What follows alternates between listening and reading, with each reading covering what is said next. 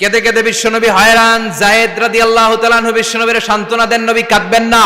হামলাতুল জিবাল, পাহাড় রক্ষী ফেরেশতারা এসে বলে, নবী আপনি শুধু অর্ডার করেন, এই দুইটা পাহাড় এমন ভাবে দুই দিক থেকে চাপা দেব গো নবী, তায়েফের সবগুলো ছেলেরে মুহূর্তের মধ্যে ধূলিসাৎ করে দেব।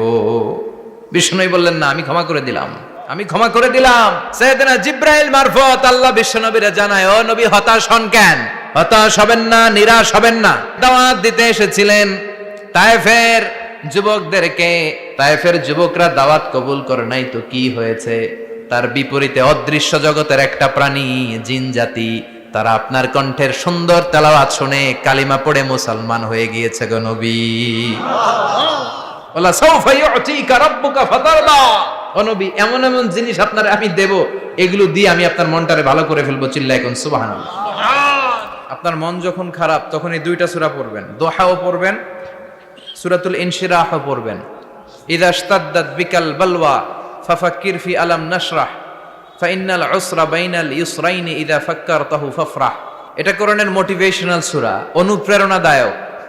এই দুইটা সূরা অনুপ্রেরণাদায়ক। ফাইন্না মাআল উসরি ইউসরা, আল্লাহ বলেছেন ফাইন্না মাআল উসরি ইউসরা, কষ্টের পরেই আছে সুখ, কষ্টের পরেই আছে সুখ। আমাদের জীবনে সুখ বেশি, কষ্ট কম।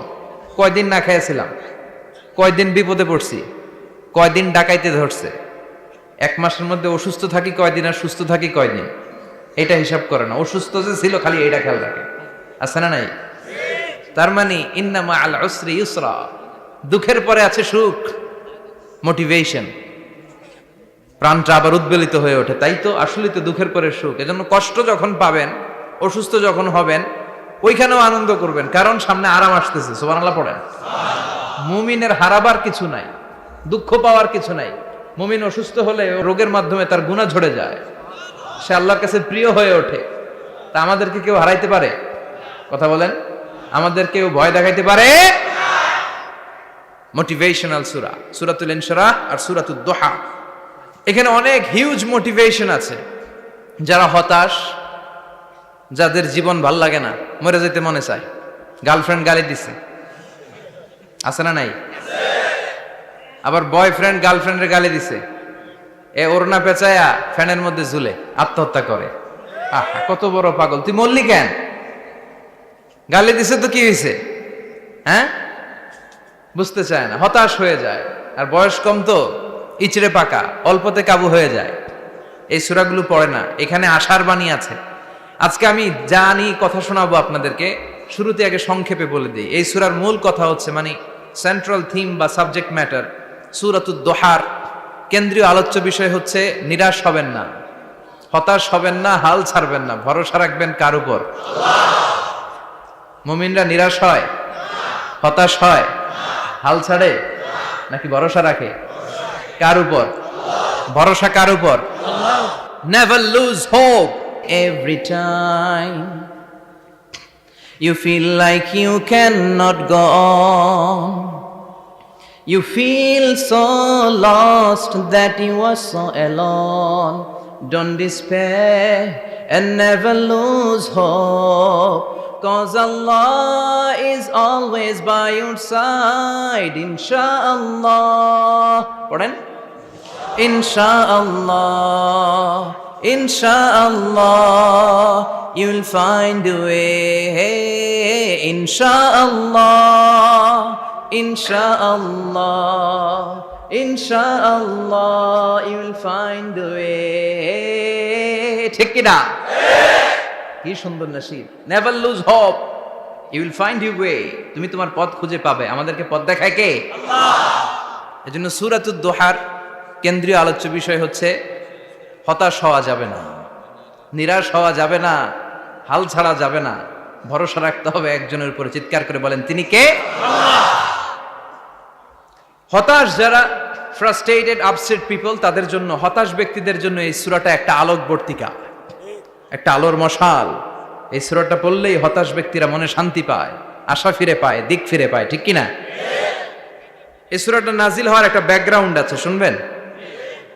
বিষ্ণু ঈসা ইসলামের কাছে যখন ওহী নাজিল হতে শুরু করলো, বিষ্ণু ঈসা ইসলাম ওহীর কথাগুলো পৌঁছে দিতে লাগলেন। যাই নাজিল হতো বিষ্ণুনবী পৌঁছে দিতেন। বিশ্বনবী সাহাবাদের কাছে শেয়ার করে দিতেন, যেটাই নাজিল হতো তিনি পৌঁছে দিতেন, যেটাই, কারণ আল্লাহর আদেশ, ইয়া আইয়ুহার রাসূল বাল্লিগ মা উনজিলা ইলাইক, ও নবী আপনার কাছে আমি ওহী থেকে যা নাজিল করি সব পৌঁছে দেন, একটাও গোপন করা যাবে। আল্লাহর কাছ থেকে বিশ্বনবী যে সমস্ত মেসেজ, ইনফরমেশন, তথ্য, রেভেলেশন ওহী পেয়েছে, একটাও কি বিশ্বনবী গোপন করেছে? সব প্রকাশ করে গিয়েছে, সব শেয়ার করে গিয়েছে। বিশ্বনবী শেয়ার করতে লাগলেন, সকালে যা নাজিল হয় শেয়ার করেন, দুপুরে নাজিল হয় শেয়ার করেন, রাতে নাজিল হয় শেয়ার করেন, শেয়ার করতে লাগলেন। কিন্তু কি অবাক করা কাণ্ড, হঠাৎ করে এই ওহী আসার ধারাবাহিকতা আল্লাহ বন্ধ করে দিলেন। ওহী আর আসে না, আকাশ থেকে নতুন তথ্য আর নামে না। ঘটনা কি? ওহী আসে না কেন? জিব্রাইল আসে না কেন? কোন বর্ণনায় এসেছে 15 দিন, কোন বর্ণনায় 1 মাস, 3 মাস, এমনকি 6 মাস পর্যন্ত বর্ণনা পাওয়া যায় যে বিশ্বনবীর কাছে 6 মাস ওহী আসে নাই। বিশ্বনবী তো অবাক, ঘটনা কি? ওহী নামে না কেন? আর ওহী না আসলে তো বিশ্বনবী শেয়ার করতে পারে না। এতদিন যা আসতো বলে বেড়াতো, এখন আসেও না, বলতেও পারে না। কাফির মুশরিকরা বিশ্বনবীর গালি দিতে শুরু করলো, মুহাম্মদের রব মুহাম্মদের ভুইলা গেছে, মুহাম্মদের আল্লাহ মুহাম্মদের ছেড়ে দিয়েছে। বিশ্বনবীর চাচি আবু লাহাবের স্ত্রী উম্মে জামিল বলতে শুরু করলো, কি মুহাম্মদ, তোমার শয়তানটা তোমার কাছে আসে না? না, শয়তান দ্বারা তিনি জিব্রাইলকে বুঝিয়েছেন যে তোমার জিব্রাইল তোমার কাছে আসে না। এভাবে সবাই গালমন্দ করতে শুরু করলো যে মুহাম্মদের আল্লাহ মুহাম্মদকে ভুলে গিয়েছে। বিষ্ণু ঈসা ইসলাম নিজেও হতাশ হয়ে গেলেন, কি রে ওহী আসে না কেন? আমার কোনো ভুল হচ্ছে না তো? আমার কোনো অপরাধ হয়ে গেল না তো? আল্লাহ কি আমার উপর অসন্তুষ্ট হয়েছেন? আল্লাহ কি আসলেই আমারে ভুলে গেছেন? আল্লাহ কি আমাকে ত্যাগ করেছেন? তিনি কি আমার উপর রেগে আছেন? আমরাও মাঝে মাঝে এরকম হতাশ হয়ে পড়ি। এরকম হতাশ লোক আছে না নাই? কিরে আমার দোয়া কবুল হয় না কেন? আল্লাহ আমার ডাকে সাড়া দেয় না কেন? আমার জীবনে এত দুঃখ কেন? আমার জীবনে তো ভালো কিছু হয় না, খালি সব কষ্ট আমার কেন? এরকম আছে না নাই? এরকম হতাশদের জন্য এই সূরাটা একটা আলোকবর্তিকা, মোটিভেশনাল সূরা। আলহামদুলিল্লাহ পড়েন। বিশ্বনবীকে আল্লাহ আশ্বস্ত করলেন আর এই সূরাটা নাজিল করলেন আর বললেন, ওয়াদ-দুহা, ওয়াদ-দুহা, দুহা মানে আলো, দুহা মানে আলো, প্রভাতের সূর্য কিরণের শপথ। Look up, the sunlight, it's a very beautiful day out there. ও নবী হতাশ হবেন না, বেরোন, সকালের সূর্যটা কত সুন্দর, কি ঝলঝলে পৃথিবী, ফকফকে আর তকতকে, দেখলেই মনটা ভরে যায়, ঠিক কি না? দোহা, দোহা মানে আলো, আশার আলো, সম্ভাবনার আলো। আমাদের জীবনে আলোর দরকার আছে না নাই? আলো না থাকলে আমরা বাঁচতে পারবো? আলো লাগে বড় ভালো। এই আজকে আলো না থাকলে আমরা দেখা যাইত?